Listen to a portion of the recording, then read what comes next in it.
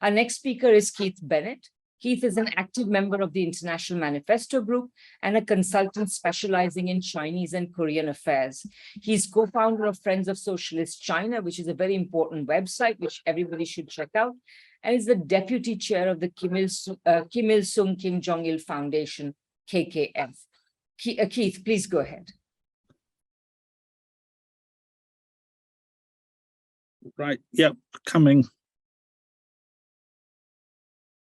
Yeah, thank you, Radhika. The late British Prime Minister, Harold Wilson, reputedly said that a week is a long time in politics. And certainly that might seem to be the case for the former UK Chancellor, Kwasi Kwarteng, you know, the one who turned up in Washington for the annual meeting of the IMF, declaring he wasn't going anywhere, only to have to leave early to return home for the dubious pleasure of being sacked. But if a week is a long time in politics, it's already 1 year since we launched our manifesto, Through Pluripolarity to Socialism. Of course, in the broad sweep of human history, a year is far less than a blink of an eye.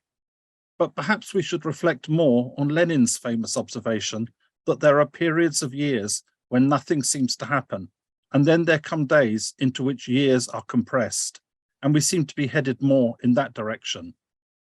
Two things occupied particular attention when we were drafting the manifesto. One was the global COVID-19 pandemic, the variegated response to it, the contradictions that it had brought to the surface and exacerbated, and the social, economic, and political crises it had triggered. The other was the chaotic US, British, and NATO withdrawal from Afghanistan, and the ignominious collapse of the puppet regime they had sought to leave behind. We noted that the response to COVID-19 on the part of the socialist countries had been exemplary, and that has continued to be the case, whether in China, Vietnam, Laos, Cuba, or the Democratic People's Republic of Korea, despite the fact that the last two named countries have labored for decades under crippling and asphyxiating sanctions and blockades.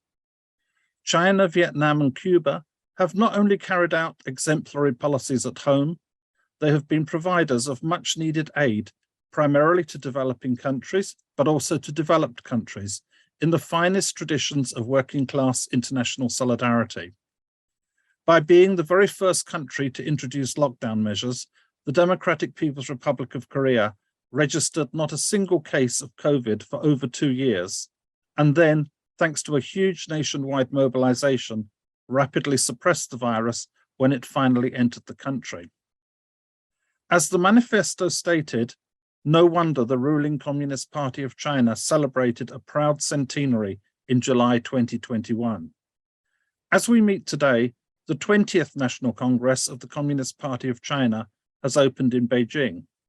It will not only set the scene for the next 5 years of China's socialist development, but also map out more generically the route from the achievement of a moderately prosperous society and the complete elimination of extreme poverty, achieved just before the first centenary, that of the party, to the realization of a modern, powerful, and prosperous socialist country in all respects by the time the nation marks its second great centenary, that of the founding of the People's Republic in 2049.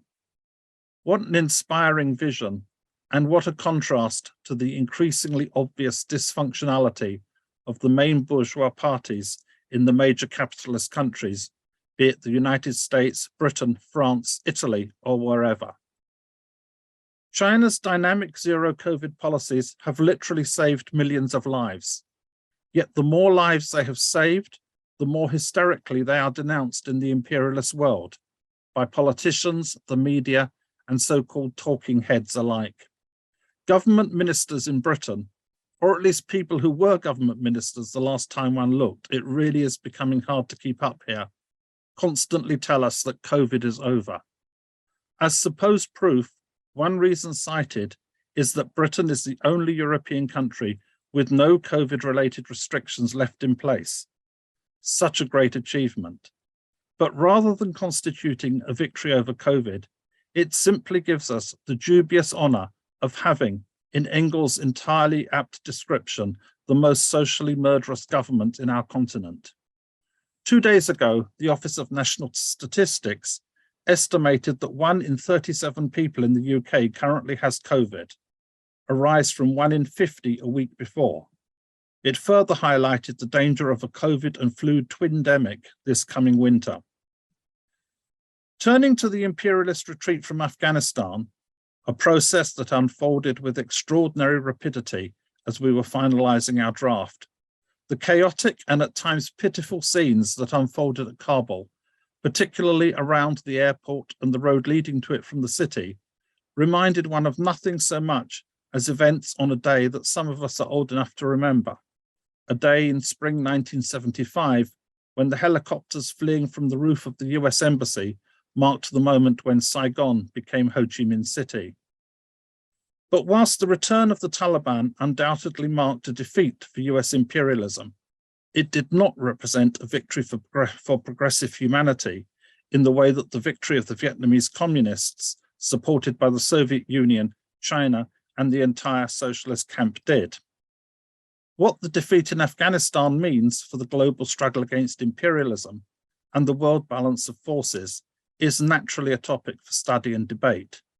Certainly, as with Iraq, only more dramatically, it shows that, despite decades of effort, heartless brutality, and trillions of dollars, US-led imperialism is not capable of solving a single problem, cannot achieve any sustainable victory, cannot subdue a people who rise in resistance, even if they are mobilized around an anachronistic ideology, are equipped with simple weapons, and lack significant external support.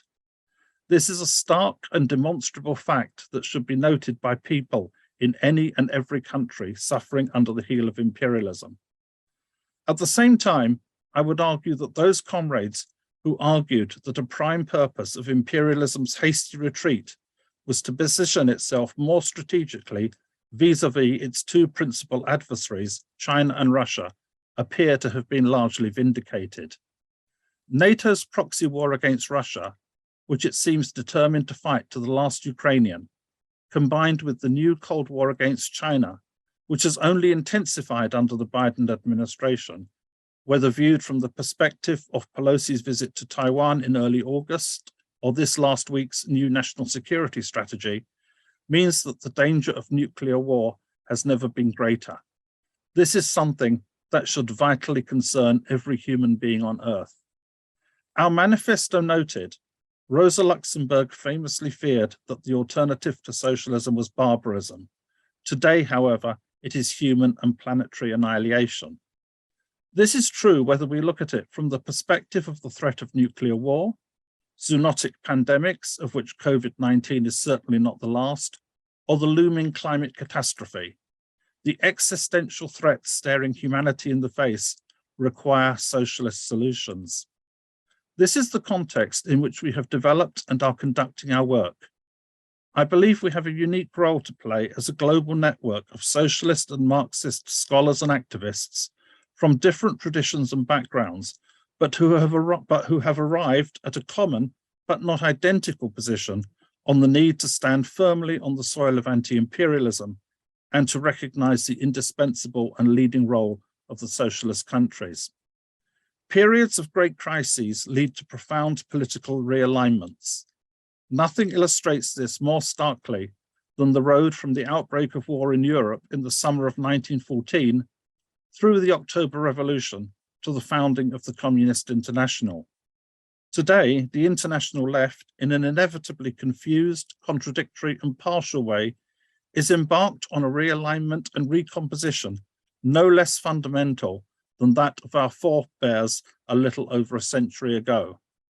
And the same interrelated questions are at its heart: whether to oppose imperialist war wherever it is waged, whether to support all those who fight imperialism, no matter the banner under which that struggle is waged, and whether to give resolute, wholehearted, and unqualified support to any and every country, no matter where and no matter how, where our class, the working class, takes power and sets out on the long and difficult road of building a new society, a socialist society.